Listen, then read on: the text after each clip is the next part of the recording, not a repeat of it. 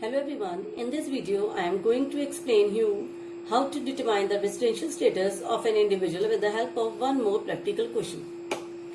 See here, Mr. Raghunathan is an Indian citizen and he is employed outside India since 1st April 2019.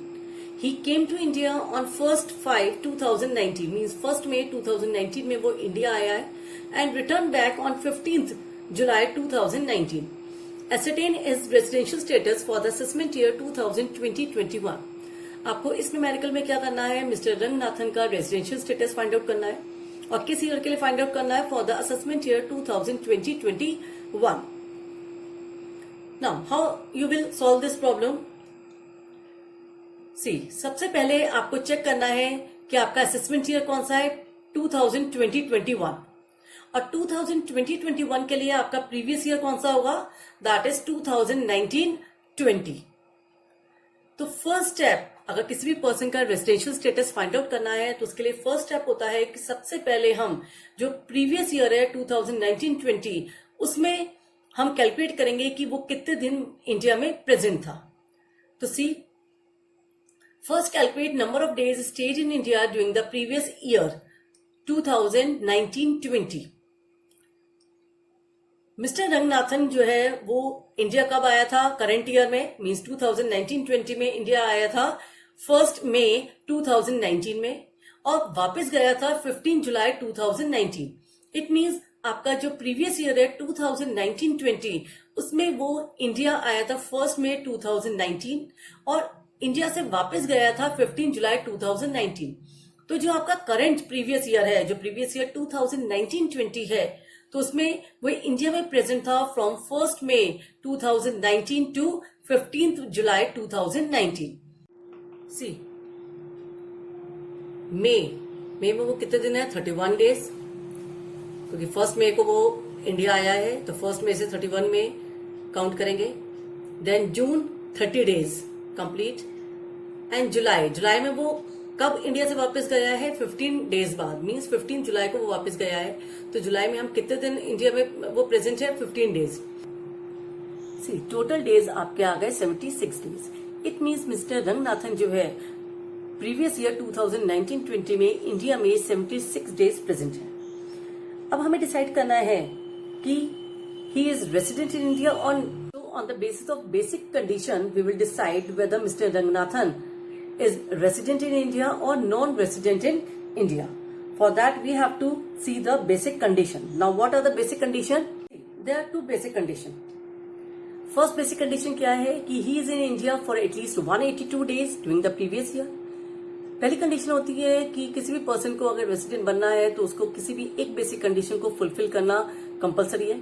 और first basic condition होती है कि कोई भी व्यक्ति अगर इंडिया में 182 डेज या उससे ज्यादा प्रेजेंट रहता है तो उसकी फर्स्ट कंडीशन फुलफिल मानी जाती है. सेकंड बेसिक कंडीशन होती है he has been in India for at least 365 days within the 4 years preceding the previous year and has been in India for at least 60 days. अगर कोई पर्सन, कोई भी individual last 4 previous year में 365 days India में रहता है और current previous year means 2019-20 में अगर मिस्टर रंगनाथन 60 डेज इंडिया में प्रेजेंट रहते हैं तो उनकी सेकंड कंडीशन फुलफिल होती है. लेकिन सेकंड कंडीशन कुछ ऐसे पर्संस होते हैं, जो इंडिविजुअल्स होते हैं जिस पे अप्लाई नहीं होती. अब ऐसे कौन से पर्संस हैं जिसपे सेकंड कंडीशन अप्लाई नहीं होती? An individual who is citizen of India and leaves India in any previous year for the purpose of employment or as a member of the crew of an Indian ship must have stayed in India for at least 182 days. अगर कोई भी individual जो India का citizen है और India से बाहर जा रहा है प्रीवियस ईयर में, किस पर्पज के लिए, एम्प्लॉयमेंट के लिए जा रहा है या एज अ क्रू मेंबर के रूप में बाहर जाता है, तो उसको कम से कम इंडिया में 182 डेज प्रेजेंट रहना कंपलसरी है. If any citizen of India और a foreign national of Indian origin who is living outside India, अगर कोई भी इंडियन सिटीजन है या इंडियन ओरिजिन का कोई पर्सन है और इंडिया से बाहर रहता है and comes on a visit to India और इंडिया विजिट पे आया है प्रीवियस ईयर में, he must have stayed in India for at least 182 days. तो उसको कम से कम इंडिया में 182 डेज रहना कंपलसरी है.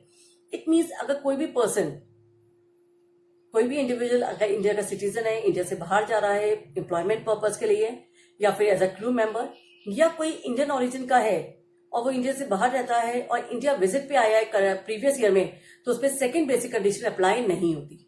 इट मीन्स ऐसे पर्सन को फर्स्ट कंडीशन फुलफिल करनी जरूरी है. सी हियर, मिस्टर रंगनाथन एक इंडियन सिटीजन है और वो एम्प्लॉयमेंट के लिए बाहर गए हैं और करंट प्रीवियस ईयर में वो 1 मई से लेकर 15 जुलाई तक प्रेजेंट रहते हैं. इट मीन्स मिस्टर रंगनाथन को केवल फर्स्ट कंडीशन फुलफिल करनी जरूरी है. So as Mr. Ranganathan is an Indian citizen employed outside India and came back to India during the previous year, as per section 6(1) of the Act, his stay in India during the previous year must not be less than 182 days in order to call him as a resident in India. It means अगर उनको resident बनना है तो उनको कम से कम previous year में India में 182 days present रहना जरूरी है. But during the previous year, he has stayed only for 76 days. केवल मिस्टर रंगनाथन कितने दिन प्रेजेंट थे? 76 days प्रेजेंट थे. Thus, he does not fulfill any of the basic condition applicable to him as per section 6(1). It means वो कोई भी basic condition fulfill नहीं कर रहे. Hence, Mr. Ranganathan is non-resident in India for the assessment year 2020-21.